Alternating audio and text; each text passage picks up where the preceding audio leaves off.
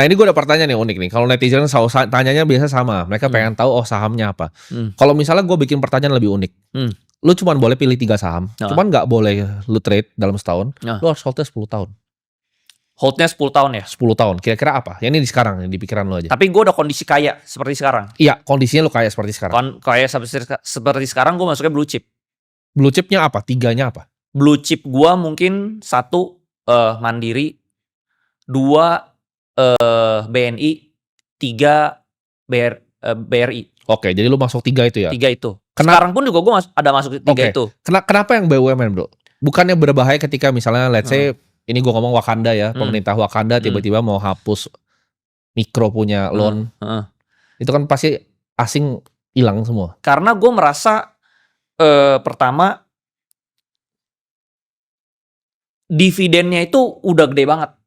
Sekarang nih kalau lu masuk Mandiri itu dividennya 9%. Iya, 9,5 bro. Anggap dia crash lagi deh jadi 11%. Gue beli lagi aja bro di bawah. Terus BNI itu 9% dividennya. Tapi kalau lu lihat ya pembukuan dia tuh sebenarnya di harga sekarang tuh bukan 9%, bisa 10-11%. Jadi gue beli aja, gak usah gue jual-jual 10 tahun. Let's say, gue sih ada masuk ya, gue ada masuk ratusan M, lu anggap jelek-jelek deh, cepet aja. Ya. Cepet M aja, lu bego-bego 10 M bro. 10% itu 10 M setiap tahun. Tapi lu gak mau ngincar capital gain. Karena kalau kita lihat dari Mandiri sama BRI sendiri, BRI kan earningsnya nih mulai turun kalau kita lihat. Labanya nih kayaknya forecast ke depannya makin turun dia. Lu gak ada concern soal itu? Tapi enggak, gue merasa si Danantara ini pasti ngerapiin kali ya. Tapi gue memang gedenya bukan di BRI sih. Gue gedenya itu di Mandiri. Oke. Mandiri itu lebih corporate. Kalau BRI itu lebih yang middle to low ya. Jadi gue emang lebih high-nya tuh di Mandiri sama BNI. Karena dua-dua ini corporate. Oke. Nah jadi corporate masih aman kan. Jadi gue bego-bego nih. Terus udah gitu bro. Ini kan kita podcast bulan Desember ya. Dia tuh bagi dividen bulan Maret bro. Berarti Januari, Februari, Maret. 3 bulan lagi kita dapat 10%. Bego-bego doang bro. Oke. Jadi gue itu sih. Oke. Terus mungkin ada jeleknya, misalnya ketakutannya misalnya bulan Desember ini ada outflow ya dari asing. Misalnya MSCI dirubah, lalu asing keluar, pasti yang terdampak kan mungkin blue chip terdampak kan, outflow kan. Terus dia jadi 12% misal dividennya. Sikat lagi bro, lebih banyak. Lu gak usah kerja bro. Lu mau setiap bulan travel pakai first class juga duit lu gak habis. Nah ini 10 M. Mungkin pertanyaan ini ada, gue tambahin lagi nih pertanyaan satu lagi. Itu kan tadi 3 saham buat 10 tahun. Kalau 1 saham sampai mati. Jadi lu gak boleh ganti. Lu itu semua harus lu all in di 1 saham doang ini. 1 saham sampai mati? Sampai mati tapi. Gue beli emiten gue sendiri, gue IPO, gue pegang emiten. Kecuali pengendali. Lu harus jadi non pengendali. Oh gue jadi non pengendali. Lu non pengendali. Kalau pengendali semua orang pasti mau begitu. Karena dia bisa kontrol dong. Bisa kontrol. Emitennya lu bisa beli saham-saham lain. Iya betul. Jadi Berkshire Hathaway gitu kan seluruhnya. Jadi Warren Buffett itu. Tapi kalau misalnya gue sampai mati, mungkin saat ini sih gue masih blue chip ya. Masih Mandiri, BRI, BNI sih. Oke, antara 3 itu. Ya, soalnya kalau BCA berarti. Nih, BCA tuh sebenarnya dari 4 ini kalau lu tanya performance-nya paling bagus pasti BCA. Tapi kan lu tahu kan apa? Pemerintah kita kadang suka mempersulit pengusaha. Lu one day lu kalau dicari-cari masalah, lu out. Tapi kalau lu BUMN kan, lu nggak mungkin lah nggak didukung sama pemerintah. Pemerintah pasti support lu.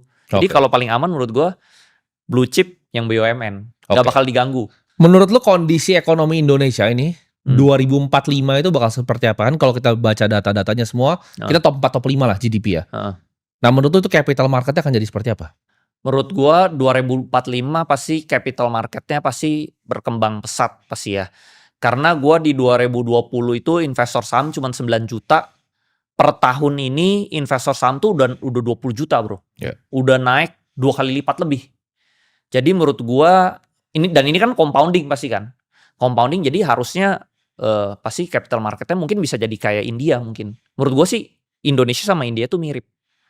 Nah jadi mungkin ke arah sana. Nah contohnya dulu tahun lalu kan awal tahun lah itu kan outflow asing gede banget tuh gara-gara MSCI kan. Orang-orang pasar kan tadi udah pesimis banget tuh, ini udahlah hancur lah bursa saham, udah nggak ada transaksi lah. Turns out transaksi malah lebih gede dari lokal bro. Ternyata lokal-lokalnya rame. Nah menurut gue pasti nanti kayak India lah, lokal-lokalnya yang main. Oke, jadi itu di 2045 menurut lu Indonesia bakal Seperti itu. udah lebih mirip sama India. India. Nah, ini mungkin pertanyaan sedikit Mari. Kemarin gue nonton podcast Elon Musk. Dia bilang bahwa AI dan humanoid itu bakal ngubah semuanya. Nah, kita kan Indonesia nggak mungkin lah kita bikin chip kayak Nvidia itu nggak mungkin. Cuman kan kita ada beberapa bahan-bahannya di sini sebenarnya untuk dua itu.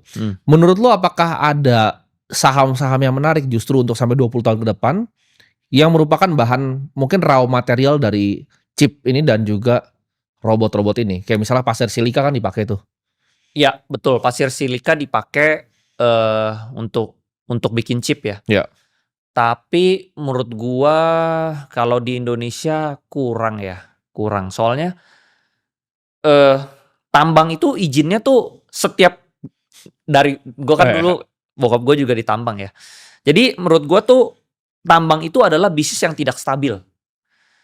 Lu tuh pegang IUP pertambangan tuh cuma 5 sampai 10 tahun terus begitu lu perpanjang lagi. Jadi kalau one day tiba-tiba IUP lu nggak diperpanjang itu lu udah mati. Itu pertama dari perizinan lu mati. Kedua dari depositnya. Ketiga dari harganya.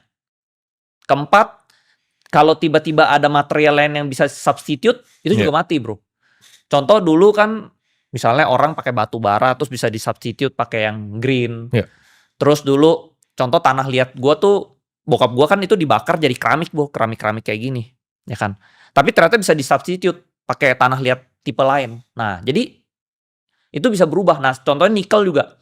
Dulu baterai pakai nikelnya, sekarang bisa dirubah kan, pakai yang lain. Nah itu menurut gue tambang itu nggak forever. Oke. Tambang itu nggak forever.